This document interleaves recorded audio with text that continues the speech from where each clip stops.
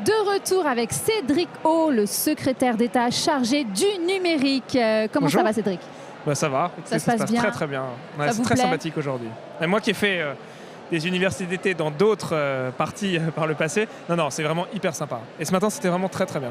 D'accord, au niveau de la plénière, vous avez participé? Non, j'ai pas participé, j'étais présent à la plénière, mais je trouve que ce qui a été présenté, l'action dans les quartiers, etc., c'est à la fois, ça incarne vraiment ce qu'est notre mouvement, c'est-à-dire un mouvement qui agit et qui n'est pas là que pour faire de la dissertation, à la fois dans les quartiers, dans la ruralité, et puis je trouve la mise en avant des candidats de la société civile, la mise en avant de ceux qui se bougent et tout, c'était vraiment très très bien ce matin. Très bien. Alors vous êtes chargé justement du numérique. On va y venir. Alors, on va rentrer dans le vif du sujet. Bien sûr. Alors, la haine en ligne est plus que jamais une réalité aujourd'hui. Ouais. On la voit de plus en plus et de plus en plus conséquent. En particulier sur les réseaux sociaux. Trop de jeunes ont été victimes du cyberharcèlement. Donc on a le harcèlement qui est harcèlement scolaire ou autre, et le cyberharcèlement. Comment comptez-vous justement résoudre ce problème aujourd'hui? Alors c'est très important ce que vous dites, parce que on voit qu'il y a dans les derniers jours eu une campagne sur les violences vis-à-vis des femmes et les féminicides. Je pense qu'on a un problème qui est exactement symétrique sur la haine en ligne. Avec quelque chose qui est encore pire, c'est qu'aujourd'hui, c'est un vrai problème de santé publique, parce que tout le monde connaît quelqu'un qui s'est fait injurier, harceler dans son entourage, et tout se passe comme si, et c'est terrible, en fait, la loi qui s'applique hors ligne, c'est-à-dire dans la vraie vie, ne s'appliquait pas en ligne. C'est-à-dire dans la vraie vie, si vous harcelez quelqu'un, vous l'insultez, vous le menacez, si vous exagérez trop, vous allez finir au poste. En ligne, ce n'est pas le cas. Et donc, il y a deux choses. Il y a en ce moment la proposition de loi de la députée Laetitia Avia qui est passée à l'Assemblée, qui vient au Sénat. On fait deux choses. D'abord, on est en train de modifier la manière dont notre processus judiciaire fonctionne, parce que jusqu'ici, l'honnêteté oblige à dire que quand vous insultiez quelqu'un en ligne, d'abord, c'était difficile de faire prendre votre plainte par les policiers, et ensuite, souvent, elle se perdait un peu dans les méandres de la justice, et donc il y avait un sentiment d'impunité. Donc on modifie profondément le processus, et le but, c'est qu'il n'y ait plus d'impunité en ligne. Et la deuxième chose, c'est que, pour le dire en deux mots, on considère que les grands réseaux sociaux ont une responsabilité, c'est que la justice, elle doit passer, mais si je prends un exemple, quand il y a eu les attentats de Christchurch, donc la tuerie dans une mosquée en Nouvelle-Zélande, Facebook a retiré 1 500 000 fois, 1 500 000 fois la vidéo en 24 heures. Oui. Et donc, on considère que dès lors qu'il y a un certain nombre de contenus qui sont problématiques ou dangereux, les grandes plateformes ont la responsabilité, parce qu'elles sont une agora un peu particulière où il y a beaucoup de monde, de retirer ces contenus. Donc la vérité, c'est que personne dans le monde pour l'instant n'a réussi à régler ce problème. Donc là, on pose un certain nombre de briques, il faudra peut-être qu'on y revienne. Il y a des questions qui se posent dans l'équilibre entre la protection et la liberté d'expression, mais voilà, on pose un certain nombre de briques, à la fois pour mettre fin à l'impunité et pour essayer, quand il s'agit d'être tourné un peu dans l'urgence, de bloquer les contenus qui sont dangereux. Généralement, est-ce que vous pensez que ça passe aussi par l'éducation ou pas? Ouais. Alors ça, c'est la troisième chose qui est extrêmement importante, c'est l'éducation. Il y a deux éléments. D'abord, il y a peu de monde qui se fait attraper pour avoir insulté, menacé, fait des injures antisémites ou racistes ou homophobes. Mais ce qui est très étonnant, c'est quand ils se font attraper par les policiers, ils sont très étonnés de terminer au poste. Oui, c'est vrai. Donc la première chose, c'est qu'il faut que les gens se rendent compte que c'est illégal. Exactement. La deuxième chose, c'est que trop souvent, quand un jeune est victime de cyberharcèlement, les policiers, les éducateurs, la famille, l'école n'a pas la bonne réaction. Soit parce que les parents ne comprennent pas très bien ce qui se passe sur le web, avec Instagram, avec Snapchat, etc. Soit parce que les gens ont tendance à minimiser. Et puis enfin, la dernière truc, c'est qu'il y a beaucoup de jeunes qui harcèlent qui ne se rendent même pas compte de la gravité. Donc on a un énorme sujet d'éducation et de sensibilisation de l'ensemble de la société. C'est quelque chose sur lequel on travaille à la fois avec Marlène Schiappa, avec Adrien Taquet, avec Jean-Michel Blanquer. Je pense que si on peut prendre une initiative qui ressemble à celle qui a été faite sur les féminicides, ce serait une très bonne chose, parce que je pense qu'il faut qu'il y ait une prise de conscience de tout le monde de la gravité du sujet. Puis qu'on fasse vraiment un appel par rapport à cette vie, parce que je sais qu'il y a des interventions qui se font dans les établissements scolaires. Il y a des choses qui se font, mais c'est encore trop localisé et on n'a pas une prise de conscience générale de la gravité du sujet. Très bien.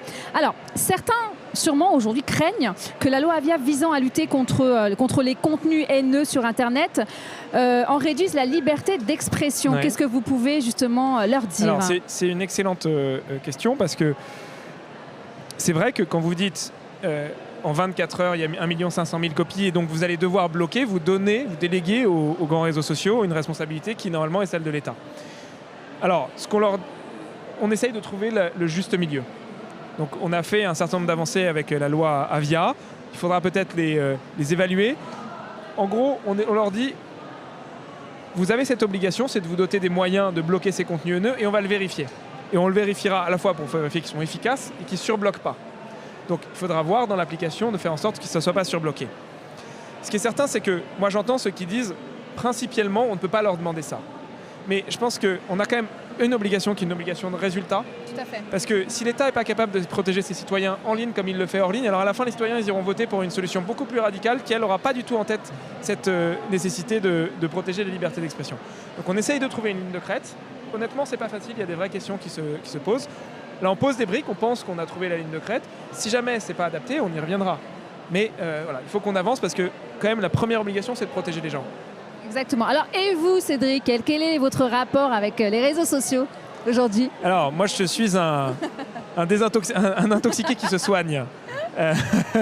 Donc, non, moi, comme tout le monde, je suis sur Facebook, je suis sur Twitter, je suis sur Instagram. J'avais tendance à y passer beaucoup de temps. J'avais même désinstallé les applications avant d'être nommé secrétaire d'État numérique pour éviter de perdre du temps. Non, je fais... je suis assez présent, je regarde beaucoup ce qui se passe. Je regarde moi-même souvent les commentaires sur Facebook ou sur Twitter. Je réponds, ça m'arrive. Voilà, j'essaye de ne pas y passer trop de temps. Donc il faut que, comme tout le monde, j'essaye de trouver le juste milieu. En plus, c'est bien, aujourd'hui, on a des téléphones justement qui nous indiquent le temps passé sur les réseaux sociaux ou sur le téléphone. Donc c'est magnifique. Alors, quel est le message que vous pouvez faire passer aujourd'hui à nos marcheurs, présents et pas présents? Il y a un message que je voulais faire passer, c'est l'importance du numérique. En fait, souvent, on a tendance à se dire le numérique c'est sympathique, mais c'est pas si important que ça. Et il faut se rendre compte du poids que ça pèse aujourd'hui dans la création d'emplois dans le monde et dans la souveraineté technologique mondiale. Juste un chiffre, dans les dernières années, si on regarde les créations d'emplois aux États-Unis, c'est entre un tiers et la moitié qui ont été liés directement ou indirectement au numérique. Et donc, quand on se bat pour faire émerger des champions, pour investir dans les startups, c'est pas que parce que c'est sympa, c'est à Paris. D'ailleurs, ça crée des emplois partout. C'est pour avoir des emplois partout. Et si on n'est pas capable de faire ce combat-là, de faire émerger une vraie économie numérique en France, alors on a un problème d'emploi.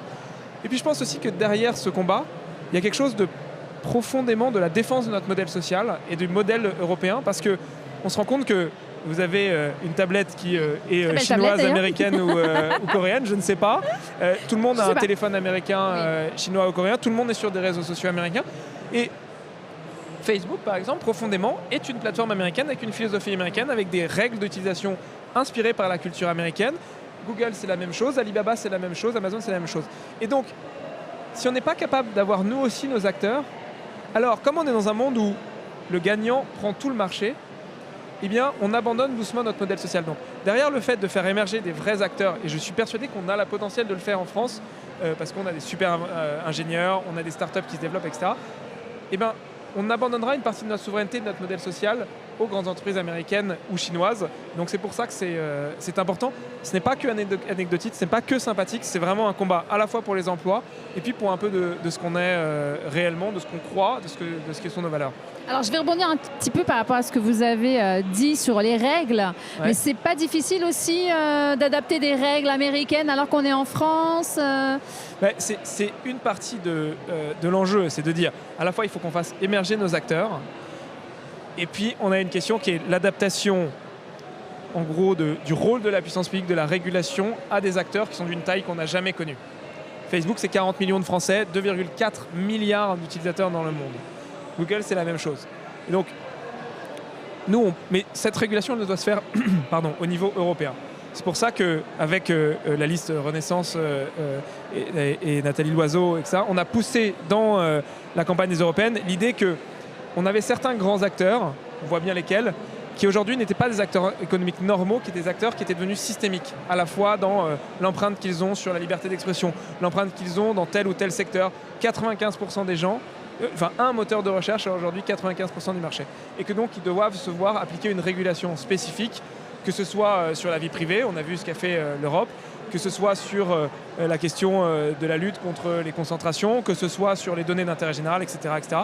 C'est quelque chose qui a été repris par la Commission et donc c'est quelque chose sur lequel je pense qu'il faut qu'on progresse, parce que, là encore, je disais tout à l'heure, si on n'est pas capable de réguler ces acteurs-là, alors je pense que c'est une question de survie pour l'État, parce que c'est un défi un peu essentiel ce sont ces nouveaux horizons de dire maintenant il faut que l'État, il a au XXe siècle, au XIXe siècle, construit la régulation du monde réel. Maintenant, il doit être capable d'imposer l'intérêt général sur le net également.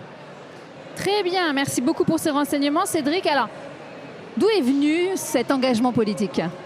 Alors, il se trouve que moi, j'ai fait de la politique avant En Marche. J'étais au Parti Socialiste. Et d'ailleurs, c'est là que j'ai connu Emmanuel Macron, parce que j'ai travaillé pour le précédent gouvernement.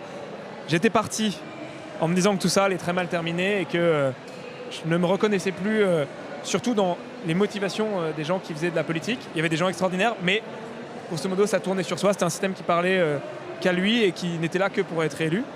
Et puis, il se trouve qu'à titre personnel, j'étais dans les quelques-uns qui connaissaient Emmanuel Macron et qui ont été là à l'origine de l'histoire d'En Marche. D'abord parce que je le connaissais lui. Ensuite, parce que je connaissais Ismaël Emelien, Stanislas Guérini. Et donc, je fais partie des 4-5 qui étaient là au tout début, à l'été 2015, quand on a eu l'idée d'En Marche. Mais si je me suis engagé, alors même que je m'étais dit que la politique, c'était fini pour moi, c'est profondément sur l'idée du renouvellement des gens et des méthodes. C'est ce que je disais. Ce que j'ai trouvé extraordinaire ce matin, c'est qu'on voit des gens qui n'ont jamais fait de politique, qui s'engagent dans les quartiers, qui s'engagent dans la réalité, qui disent « Moi, je viens parce que j'ai envie de faire des trucs. » Et je ne croyais plus qu'on pouvait faire ça, et donc vous me redonnez envie de croire à la politique. Moi, j'ai toujours adoré la politique, toujours trouvé extrêmement noble, et je trouvais que les anciens partis politiques, quelque part, avaient dévoyé la promesse. Et c'est profondément, à la fois évidemment pour le fond, la personne, les idées portées par Emmanuel Macron, l'équipe qui était autour, mais pour cette idée de renouvellement que je me suis réengagé en 2015, voilà, qui nous a emmenés un peu plus loin. Mais pareil, sans regret, sans regret. On est dans une famille voilà, motivante. Très bien. Alors Cédric, merci beaucoup en tout cas d'avoir répondu à l'invitation. Et puis on se retrouve sur Facebook, Instagram. Avec grand plaisir. Dans tous les réseaux sociaux. Je crois que je connais les noms que vous citez. Voilà, je ne vais pas tout vous citer. Je pense que vous connaissez même un peu plus que moi d'ailleurs. Merci beaucoup Cédric. Et puis on vous laisse vous promener au sein du campus. À bientôt Cédric.